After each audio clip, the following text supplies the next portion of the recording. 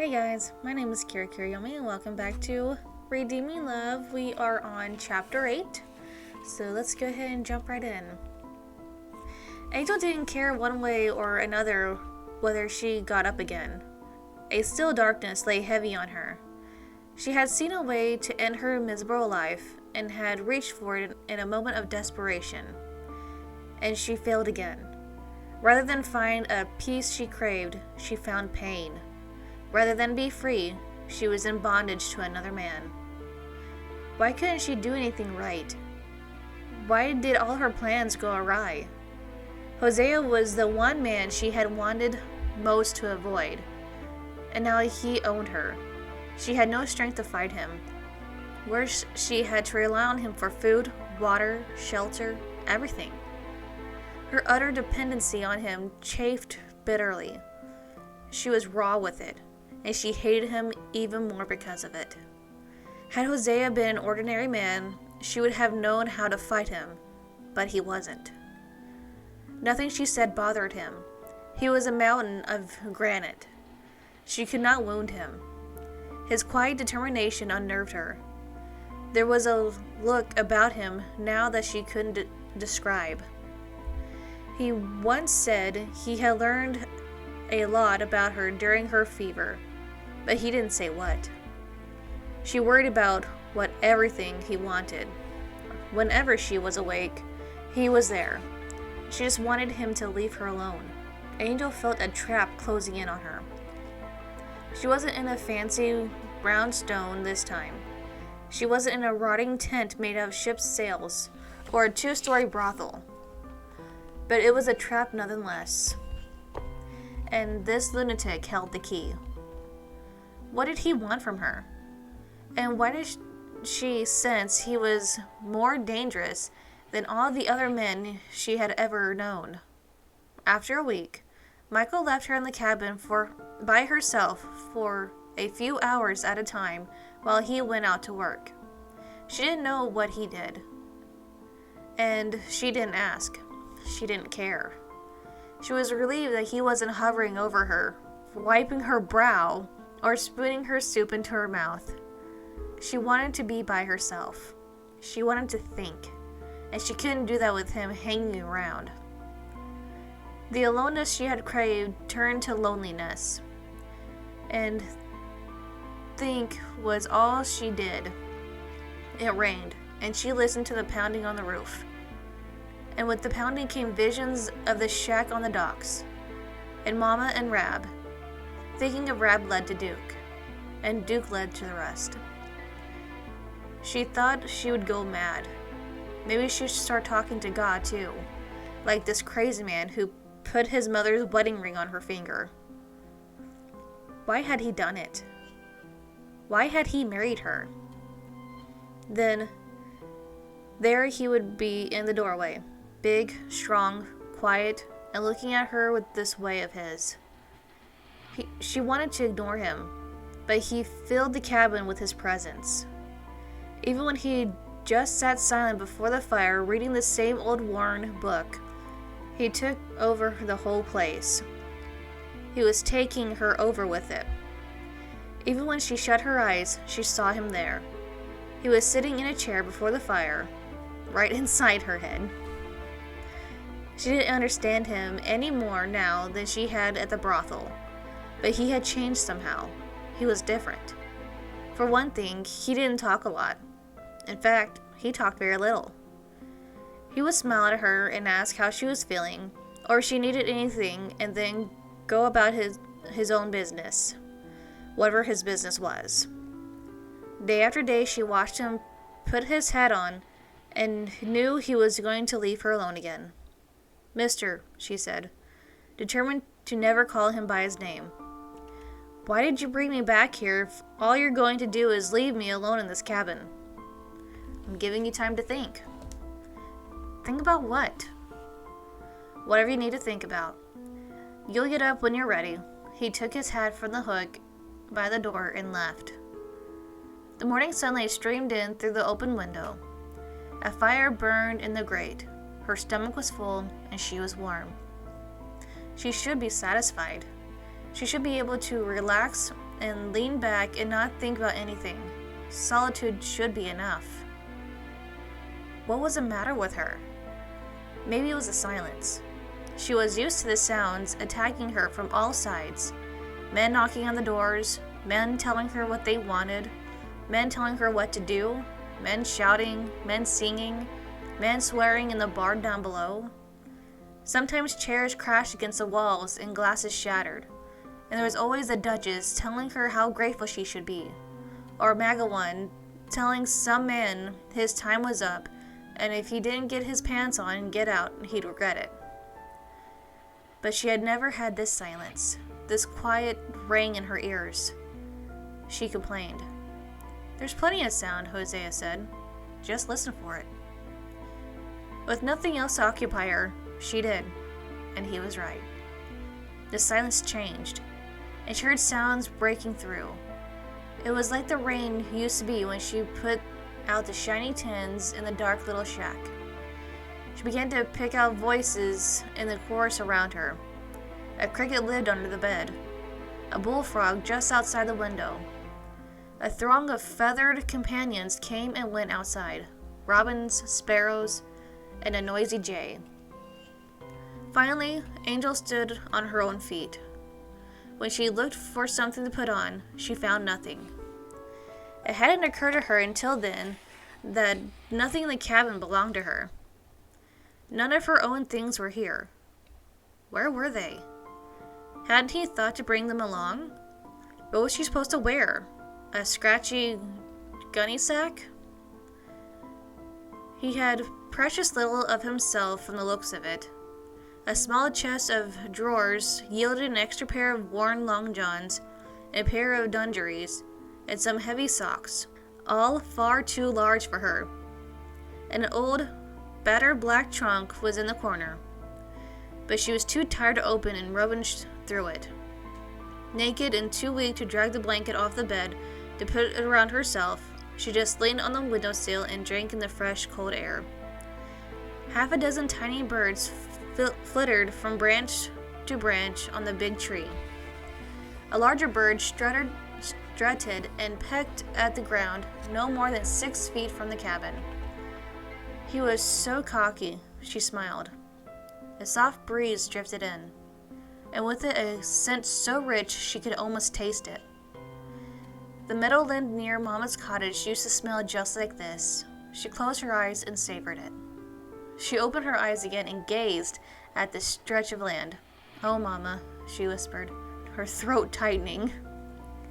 Weakness crept up her spine, and her ribs began to ache again. She was shaking and growing lightheaded. Michael walked in, and when he saw her standing naked by the open window, went without a word to take a quilt from the bed. He swung it around her, and she buckled beneath the weight of it. He scooped her up gently. "How long have you been up?" "Not long enough to be put back to bed." He held her in his arms like a child, his warmth soaking into her. He smelled of earth and sun. "You can put me down now, but not in bed. I spent my whole life in a bed, and I'm sick of it." Michael smiled. She wasn't going to do anything by halves, even getting up on her feet again.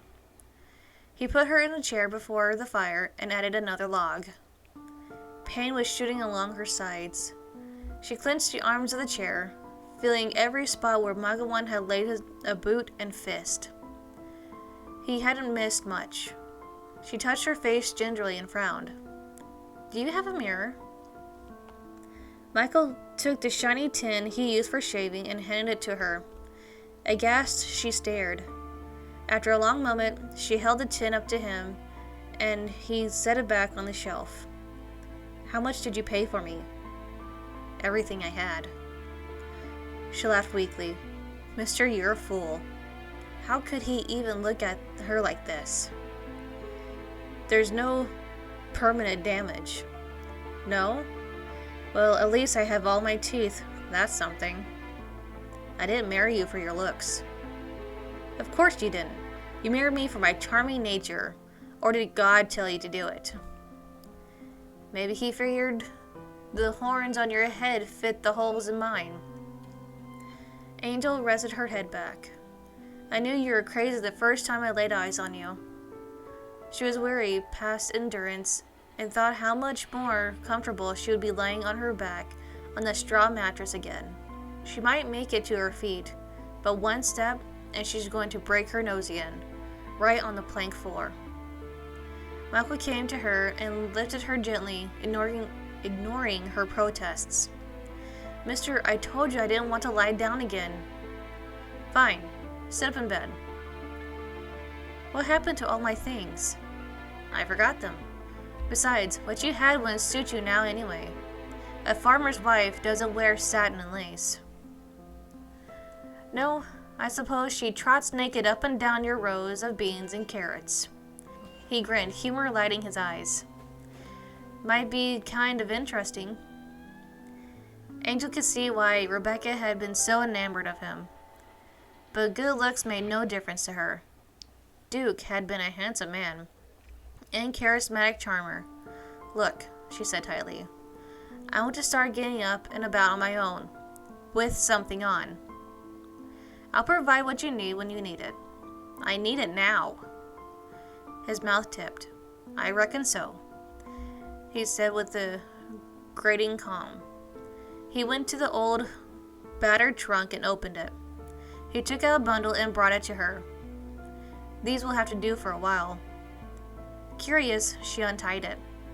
And the gray wool fell apart, and she realized it was a worn cape.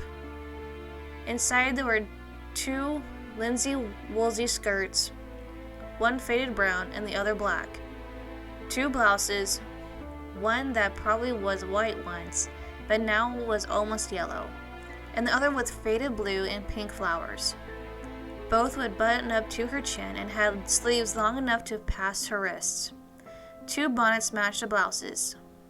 Tucked modestly inside them were 2 simple camisoles, pantalettes, and darned black woolen stockings. Last, she found a pair of the down at the heels, high-buttoned black shoes. She looked at him with weary disbelief. I shall forever be grateful for this bounty. I know they're not exactly what you're used to, but I think you're going to find these suit you better than anything you have ever worn. I'll try to take your word for it. She fingered the linsey woolsey. He smiled slightly. In another week or 2, you'll be up and taking on a few more chores. Her head came up, but he was already on his way out the door. Chores? What chores did he have in mind? Milking a cow? Cooking? Maybe he would expect her to chop the firewood and tote it, along with the water from the creek, and his clothes? Would he want her to wash and iron? What a laugh. She was good at one thing and nothing else. He was going to have a real awakening when she started doing chores. He came back with an armload of firewood. Mister, I don't know the first thing about what a farm wife does. He stacked the wood neatly. And I don't expect you would. Then just what chores did you have in mind? Cooking, washing, ironing, the garden? I just told you. You're smart. You'll learn. He put another log on the fire. You won't be doing anything really heavy until you're able, which you won't be for another month at least. Really heavy? What did he mean? She decided to take another tack instead. Her mouth curved in a well-practiced smile. What about the other wifely duties? Michael glanced back at her. When it means something more to you than work, we'll consummate the marriage. She was taken aback by his frankness. Where was the farmer who blushed and jumped when she touched him? Unnerved, she retreated in anger. Fine, mister. I'll do whatever you got in mind. I'll match you hour for hour, day for day since you started taking care of me. And when you figure you're square, you'll leave. Is that it? I'm going back to Paradise and get what the Duchess owes me. No, you're not, he said quietly. Yes, I am. She would get her money from the Duchess, even if she had to take it out of the old crone's hide. Then she would hire someone to build her a cabin just like this one, far enough away from town so she wouldn't hear the noise and smell the stench, but close enough that she would get what supplies she needed. She would buy a gun, a big gun, and plenty of bullets, and if any man came around knocking at her door, she would use it, unless she needed some money.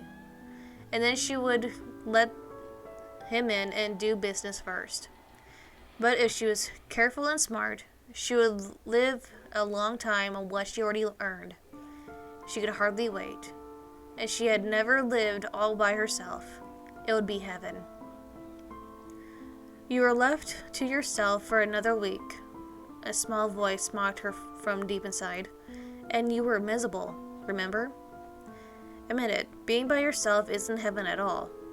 Not when you have so many demons to keep you company. You may have paid a lot of gold dust for me, but you don't own me, mister. Michael studied her with patience. She was small and weak, but possessed an iron will. It showed from her defiant blue eyes and rigid way she was holding herself. She thought she had enough to overcome him. She was wrong. He was doing God's will, and he had plans of his own, plans that kept growing. But he had said all that he was going to say for a while. Let her think on it. You're right, he said. I don't own you, but you're not running away from this. They ate opposite sides of the room, she on the bed with her plate in her lap, and he at the table. The only sound in the room was a crackling fire. Angel set the plate at the side table. She was shaking violently, but was still determined not to lie down. She studied him. Sooner or later, she would figure him out. He was a man, wasn't he? He couldn't be that complex. She would take him apart piece by piece. They all have foibles, honey, Sally said to her. You just have to sort out their messages and find out what it is they want from you. As long as you make them happy, you'll get by just fine. Otherwise, they turn mean. Like Duke when he was crossed. Angel knew all about Duke after the first night. He liked power. He wanted immediate obedience. She didn't have to like what he wanted to do, as long as she did it, with a smile. Hesitance earned a cold, dark look. Protest a slap. Defiance brute force. Runaway earned the end of his lit chariot. By the time he tired of keeping her all to himself, she had learned one major lesson: to pretend. No matter what she felt, no matter how frightened or repulsed or angry, pretend to like whatever the man wanted and paid to get. And if she couldn't pretend to like it, she would pretend not to care. She became real good at that. Sally understood, but Sally had her own rules. You got a bad break when a drunken fool brought you here. Then again, maybe not. Seeing as how your mama was a prostitute too, it weren't likely any fools from uptown would want you, no matter how pretty you are. Whatever might have been, here's what it is, Angel, and here's where you're gonna stay. She cupped Angel's chin and forced her to look up. And I don't ever want to see that look in your face after today. Whatever you feel, you learn to keep it to yourself. Understood? The rest of us have our own sad stories to tell, some worse than yours. You learn to read a man, give him what he pays for, and send him on his way with a smile on his face. You do that, and I'll treat you like the mama you lost. You don't, and you'll think your time with Duke was heaven. Sally turned out to be a woman of her word. Angel learned all she ever wanted to ever know about men. Some knew what they wanted, some only thought they did. Some said one thing when they met another. Some had guts. More had gall. However, or whatever, it all came down to the same thing. They laid down their money for a piece of her. In the beginning, chunk by bloody chunk, after a while, drop by drop. The only difference was whether they quietly slid the money under the silk garments, discarded on the foot of her bed, or laid it in the palm of her hand and looked her right in the eye. She looked at Michael Hosea. What sort of man was he? Fearing the worn clothing, she worried her lip. Maybe what he wanted, what he bought wrapped up in linen woolsey, so he wouldn't have to look at it too closely. Maybe he didn't want to see it for what it was. No lantern, please. And keep the ring on your finger so we can pretend this is right. Then I won't have to think about what I'm doing is immoral. She could play virgin for him. She could even play grateful if it came to that. Oh yes, thanks a heap for saving me. She could play anything as long as she knew it would only had to last a little while. Jesus. God, I'm so tired pretending. I'm sick of living like this. Why can't I just close my eyes and die? I've had enough, she said, putting her plate on the side table. More than enough. Michael had been watching her. I'm not going to give you anything more than you could handle. Angel looked back at him and knew he didn't mean chores. And what about you, mister? Do you think you can handle what I'm going to give you? Try me. Angel watched him eat his supper. He wasn't worried about anything. Every inch of him told her he knew who he was and what he was about, even if she didn't. And she knew if she didn't get well and get away soon, he would end up taking her apart piece by piece. The next morning, Angel dressed as soon as Hosea was out the door. She slipped on the camisole and tied up the frayed ribbons. The fabric was thick and unrevealing, covering her completely. She had never worn anything so simple, so sweet, so cheap. Who had worn these before her? What had happened to her? Judging by her clothing, the woman had been prim and hard-working, just like those women who had turned their backs when Mama walked by. Angel found the button hook in the left boot, and she put shoes on. They fit well enough to get by. Michael came, and she looked up at him. She raised one brow. I thought you said you were never married. Those things belong to my sister, Tessie. She and her husband, Paul, came west with me. She died of fever in the Green River. It hurt to remember burying Tessie in the middle of the road west. Every wagon in the train had gone over her grave, so there wouldn't be no trace. He and Paul hadn't wanted her dug up by Indians or animals. He still couldn't get over burying his beloved little sister like that, with no stone or cross to mark the place. Tessie deserved better. What happened to her husband? Did he die too? He shrugged off his coat. His land is at the end of the valley lying fallow. He's panning gold in the Yuba. Paul's never been able to stick to anything for long. His love for Tess had kept him walking a straight road for a while. But when she died, he had gone wild again. Angel smiled mirthlessly. So your brother-in-law is another of the multitude raping the streams of California, and anything else to be found. Michael turned and looked at her.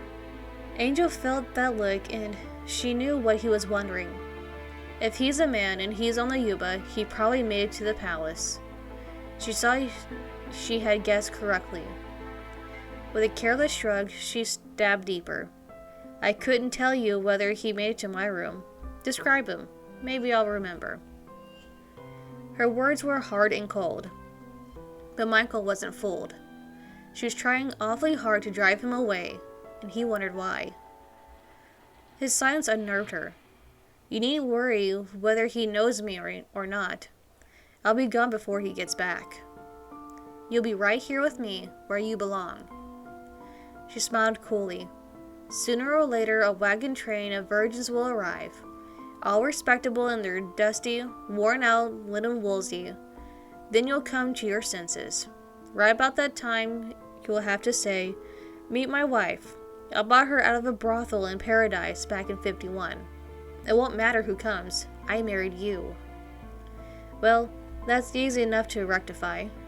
She slipped the wedding ring off her finger. See? We're not married anymore.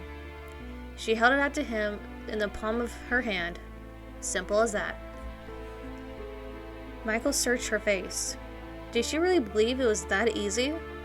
Just take the ring off and the marriage was null and void? And everything goes back to the way it was?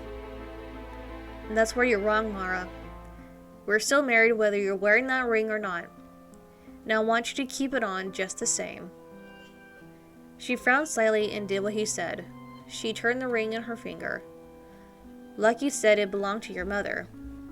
It did. She let her hands drop to her sides. Just give me the word when you want it back. I won't. She rested her hands in her lap and looked at him indolently. Whatever you want, mister. That got to him. I hate that phrase. Whatever you want. Like you're offering me coffee. Whatever you want. She had offered her body the same way. We better get one thing straight. I married you for better or for worse, and until death parts us. I made vows before God when I married you, and I'm never going to break them. Angel knew all about God. Do everything right, or he'll squish you like a cockroach. That was God. She saw the darkness in Hosea's eyes and said nothing. Mama believed in God. Mama had faith. She had opened herself up wide. Our Father who art in heaven was in the same realm as Alex Stafford. Angel wasn't fool enough to open herself up for anyone, least of all him. And if this man figured he could make her, she had learned early that what you don't believe in can't hurt you. Do you remember anything about the wedding? Michael said, startling her from her grim thoughts. I remember some men in black talking over me with a voice deader than Jesus. You said yes. Don't you remember that? I didn't say yes. I said, why not? It will do. Alright, guys, that is all for chapter 8. Things are getting a little better. Angels is starting to recover more, so that is good. So let's see how their relationship will progress. If you want to hear more, consider like, commenting, subscribing, but do whatever you want. I don't really care. But I do hope you're enjoying this as much as I am. I'll see you in the next video. Bye, guys.